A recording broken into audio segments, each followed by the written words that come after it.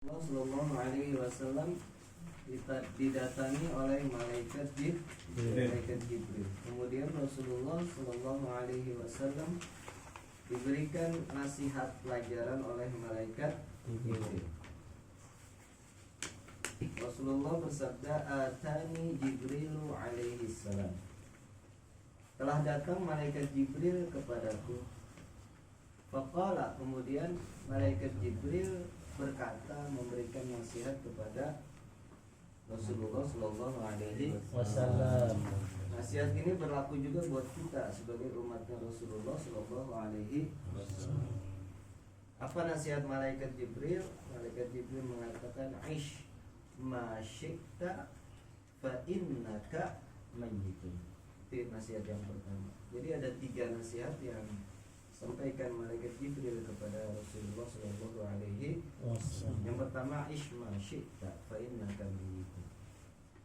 Ishma syi'ta, hiduplah sesukamu, fa innaka mayyitun. Tapi ingat, kamu pasti akan mati. Di satu sisi ini nasihat, tapi di sisi lain ini juga sebagai ancaman dan peringatan. Ishma syi'ta fa innaka mayyitun. Hiduplah sesukamu, tapi ingat, kamu pasti akan mati. Kullu nafsin dha'iqatul maut. Kematian yang tidak bisa kita hindari. Lambat laun pasti kita akan ketemu, namanya kematian. Kita boleh hidup semau kita, mau nonggeng kayak, mau apapun kita boleh hidup, terserah kita gitu. Tapi ingat, kata malaikat Jibril, pasti kita akan mati juga. Jadi harusnya kita berhati-hati dalam hidup. Tujuannya seperti itu. Kemudian nasihat yang kedua, wa ahbib man ahbabta fa innaka apa ya, saya lupa. Fa innaka murafiquha. Dan cintailah siapapun yang kamu cintai, tapi ingat, sesungguhnya kamu akan berpisah dengannya.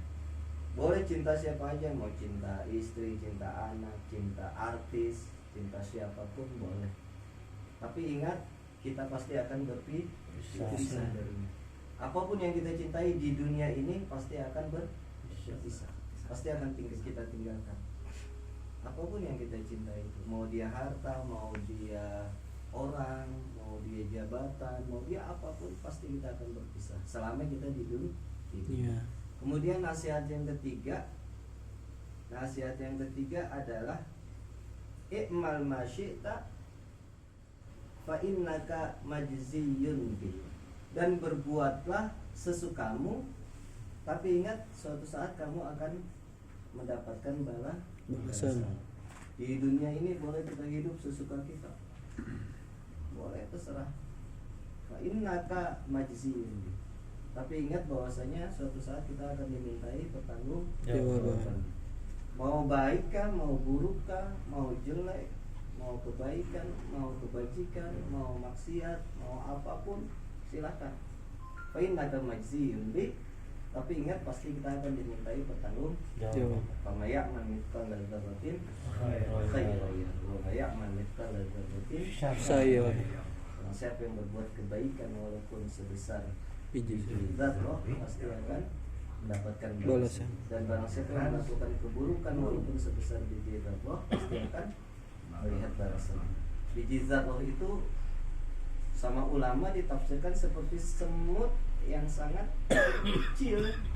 Ada gak? Pernah lihat gak semut yang kecil? Kecil banget, sampai hampir tidak kelihatan. Atau sama ulama yang lain ditafsirkan biji zat roh itu seperti debu yang berterbangan.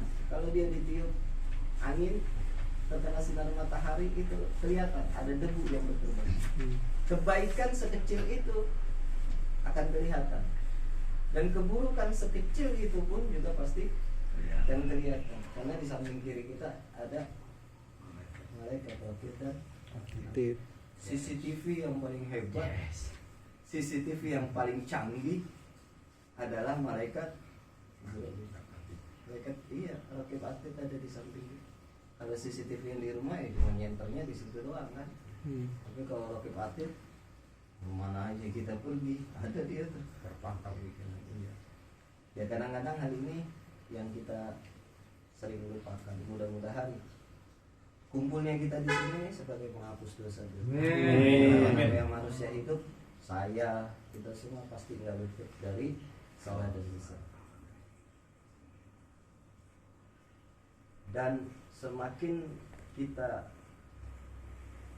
banyak dosa, harusnya semakin kita banyak istighfar kepada Allah Subhanahu wa Ta'ala.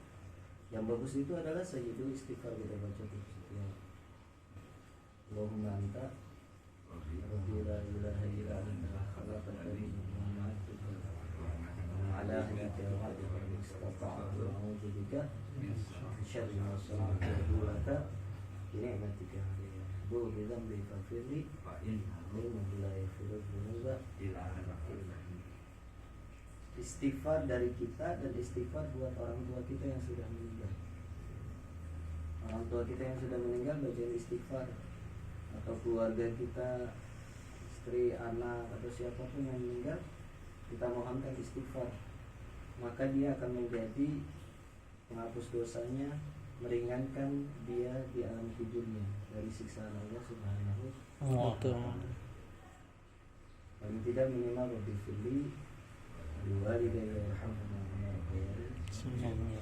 atau bahasa Indonesia dah kalau kita nggak bisa bahasa Arab. Ya Allah ampuni segala dosa-dosa Fulan bin Fulan, Fatihah. Ya Allah ampuni dosa dan dosa. Iya. Siapa aja pokoknya Fatihah. Walaupun kita nggak bisa bahasa Arab, pakai bahasa nyampe nggak? Saya nggak? Nyampe. Saya mati dulu, saya kirimin Fatihah.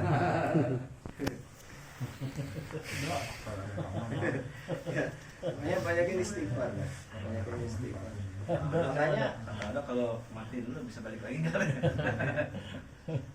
jangan sampai kemudian bertarungnya nanti kita di alam kubur repot. Kalau bertarungnya di alam kubur kita udah nggak bisa ngapa-ngapain, karena di alam kubur kita cuma dirian.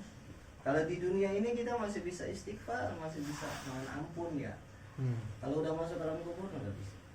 Makanya orang yang sudah meninggal dunia, dia minta dihidupkan tuh, walaupun hanya sebentar, walaupun hanya sesaat.